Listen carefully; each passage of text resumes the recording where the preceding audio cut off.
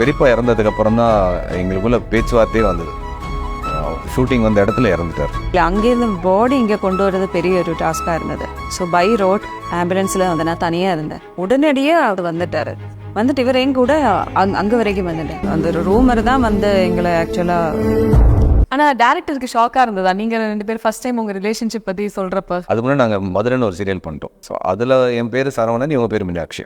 அதுதான் சரவணன் மீனாட்சியாக வந்தது. அது ரொம்ப பாப்புலராக இருந்ததுனால எங்கள் டைட்டிலில் பேர் வச்சாங்க. அவர் எங்கிட்ட சொன்ன விஷயமே இது. சரவணன் மீனாட்சி ஆரம்பிக்கிறதுக்கு முன்னாடி எனக்கு அவங்களுக்கும் இது ஒன்றுமே இல்லாத ஒரு டைமில் என் வயசு சொல்லுவாங்க, இவங்க 2 பேர் ரியல் லைஃப்பில் ஒன்றா சேர்ந்தா நல்லா இருப்பாங்க அப்படின்னு. நல்லா இருக்கும்ல அப்படின்னு அவர் சொன்னார். நான் சும்மா ஏதாவது வளராதீங்க, ஏதாவது ஒன்று சொல்லி நீங்களா கிளப்பி விட்றாதீங்க விடுங்க அப்படின்னு சொன்னேன். இவ்வளோ தான் நான் சொன்னது. கட் பண்ணால் கல்யாணத்துக்கு வந்து சொன்னார், நான் அன்றைக்கே சொன்னல. ஆனால் உங்களுக்கு எப்போ அப்படி தோண ஆரம்பிச்சது? அவர் சொன்னது உண்மையாக தான் இருக்குமோ? ஒருவேளை நம்ம அப்போ எனக்கு சுத்தமாக தோணலை, இவங்களுக்குமே தோணலை. அது வந்து ஒரு கட்டத்தில் அவங்க பெரியப்பா இறந்ததுக்கப்புறம் தான் எங்களுக்குள்ள பேச்சுவார்த்தையே வந்தது. ஒரு ஷூட்டிங் வந்த இடத்துல இறந்துட்டார்.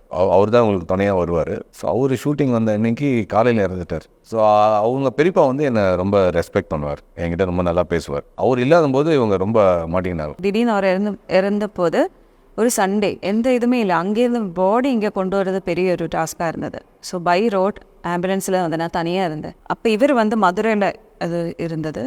ஸோ அங்கேருந்து இவர் உடனடியாக ஃப்ளைட் எடுத்து வந்துட்டு இவர் எங்க கூட அங்கே வரைக்கும் வந்துட்டேன். ஸோ அதில் தான் வந்து கல்யாணம் பண்ணா இவர் தான் அப்படிதான் அப்படிதான் அப்போதான் இவர் ஆளு இப்படி ஒருத்தர் நடிக்கிறாரு கூட ஆளு. இவர் தானே அவரு. எப்போ வந்து இவரை தான் நீங்கள் கல்யாணம் பண்ணணும்னு சொல்லி முடிவு பண்ணீங்க? இந்த ஒரு நிறைய காசிப் வந்துச்சு. 2 பேரும் ஒன்றா அந்த லவ் ஸ்டோரி எப்பயும் போல வந்தது. அப்போ அவங்க பெரியப்பா என்ன கேட்டார், உனக்கு எதனா அந்த மாதிரி இருக்கான்னு கேட்டார். இவங்களை பொண்ணு பார்க்க போகிறோம், நாங்கள் பையன் பார்க்க போகிறோம், உனக்கு அந்த மாதிரி எதனா தாட் இருக்கான்னு என்ன அவர் கேட்டார். நான் இல்லை அங்கிள் அந்த மாதிரிலாம் அவர்கிட்ட சொன்னேன். அதனால விட்டுட்டு அவங்களுக்கு பையன் பார்க்க ஆரம்பிச்சிட்டாங்க. இல்லை, அப்போ நான் இவர்கிட்ட பேசிட்டு தான் இருந்தது. அது ஆக்சுவலாக சரவண மீனாட்சிக்கு முன்னாடி தான் மாப்பிள்ளை வீட்டில் பார்க்க ஆரம்பிச்சது. சரவண மீனாட்சி அப்போ நான் அவர்கிட்ட பேசிட்டு தான் இருந்தது. அதுக்கு சாதாரணமாக பேசிட்டு இருந்தேன். ஒரு ஆக்டரா கோ ஆக்டரா பேசுவாங்க. ஆக்சுவலாக பெரியப்பா இறந்ததுக்கு அப்புறம் தான் அது அந்த இமோஷனல் இதில் போகும்போது அப்படி எங்களுக்கே தெரியாமல் அது ஒரு என்ன சொல்ற ரொமான்ஸுன்னு சொல்லாமல் தெரியாது. நிறைய வீட்டில் கல்யாணம் பண்ணணும் அப்படி சொல்லிட்டு இருந்த ஒரு டைம். ஸோ நமக்கு தெரிஞ்ச ஒருத்தராக இருந்தா அப்படின்னு தான் யோசிச்சேன். ஏன் இவராக இருந்தா என்ன அப்படின்னு அப்படி தான் எனக்கு தோணுது. ஜெனுவினாக அப்படி தான் நான் தான் கேட்டேன் அவர்கிட்ட, நம்ம கல்யாணம் பண்ணா என்ன அப்படின்னு. அப்போ இவர் வந்து பெருசாக என்னன்னா, நான் மேக்கப் இல்லாமல் உங்களை பார்த்ததே இல்லையே, மேக்கப் இல்லாமல் நீங்கள் இப்படி எல்லாம் சொன்னா தெரியுமா, இதுதான் ஷாக்காக இருக்கு. என்ன ஒரு இது பண்ண தெரியுமா அவரு. ஏன் அப்படி பண்ணீங்க? அவங்க ப்ரப்போஸ் பண்றப்போ? நான் ப்ரப்போஸ் எதுவும் பண்ணல, நான் ஜஸ்ட் இப்படி கேட்டேன். அதுதான் ப்ரப்போஸ். அவழியா? நான் இப்படி கேட்டேன், நான் வீட்டில் சொல்லிட்டு. நான் என்ன கேட்டது தான், கேரளாவில் எவ்வளோ அழகான ஆண்கள்லாம் இருக்காங்க, எப்படியெல்லாம் அதெல்லாம் விட்டுட்டு இல்லை. நான் ஆக்சுவலாக இவங்களை வந்து நான் மேக்கப்லாம் பார்த்ததே இல்லை.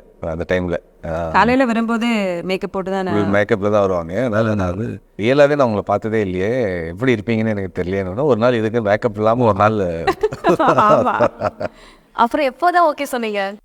அவர் என்கிட்ட என்ன சொல்ல, மேக்கப் இல்லாமதான் பெட்டரா இருக்குன்னு சொல்லி.